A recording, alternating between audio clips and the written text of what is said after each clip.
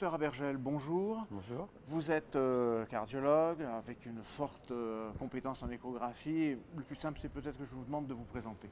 Oui, c'est tout à fait ça. Je travaille à la clinique Saint-Augustin à Bordeaux, où effectivement je fais principalement de l'échographie cardiaque et aussi de l'IRM cardiaque.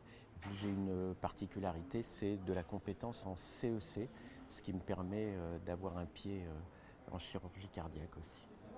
Si je vous ai demandé de vous prêter à cet exercice d'interview, c'est parce que vous avez demain une communication qui me semble très intéressante pour plusieurs raisons. Et c'est la différence à faire du point de vue échographique, entre autres, entre myocardiopathie restrictive et péricardite constrictive, si j'ai bien compris. Mais le plus simple, c'est que je vous laisse faire. C'est tout à fait ça. Et alors c'est vrai que, en particulier, la constriction péricardique n'est pas une pathologie très fréquente, mais comme vous savez, c'est une pathologie extrêmement embêtante d'un côté et extrêmement intéressante pour le patient parce qu'on peut arriver à un geste curateur. Alors après, le diagnostic différentiel, c'est déjà la deuxième partie du chemin. Et c'est ça qui est difficile, c'est qu'il faut d'abord penser à l'une ou l'autre pathologie. Et pourquoi ces deux pathologies sont présentées en diagnostic différentiel, c'est qu'elles ont on va dire une voie commune. Sans doute des points communs. Oui. Voilà, un syndrome hémodynamique commun qui est une physiologie restrictive. Donc il y a un gros trouble de compliance. Alors soit parce que le myocarde est malade, soit parce que le péricarde est malade, et ça donne des points communs.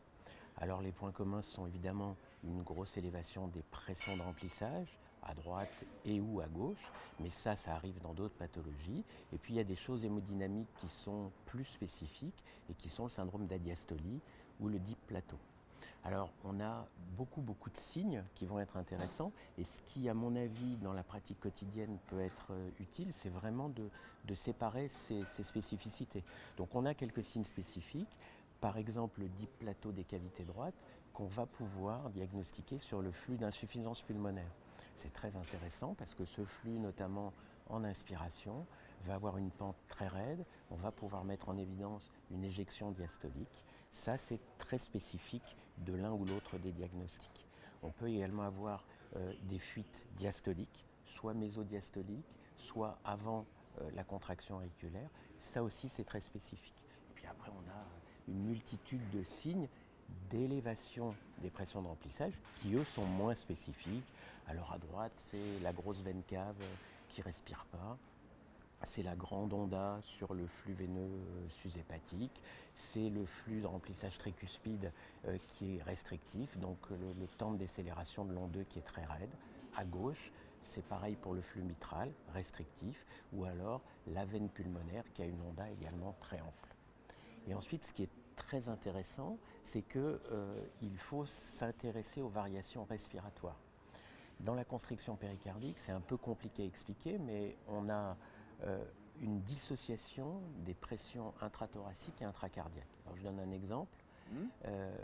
La veine pulmonaire, elle est dans le thorax. Quand j'inspire, ma pression baisse dans le thorax.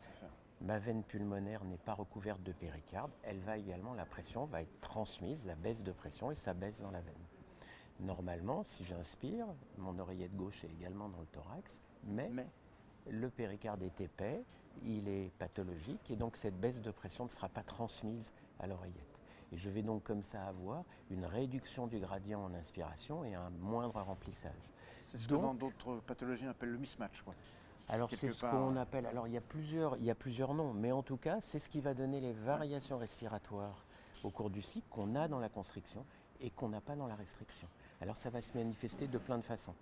Ça va se manifester en imagerie pure. On va avoir au cours du cycle des phénomènes d'interdépendance aussi, parce que le sac péricardique est fixe. Donc dès que le ventricule droit par exemple se remplit, le gauche est contraint. Et inversement. Et donc on va voir se déplacer les cavités au cours du cycle respiratoire. Un coup le VD paraît petit et le gauche est plus gros, et inversement.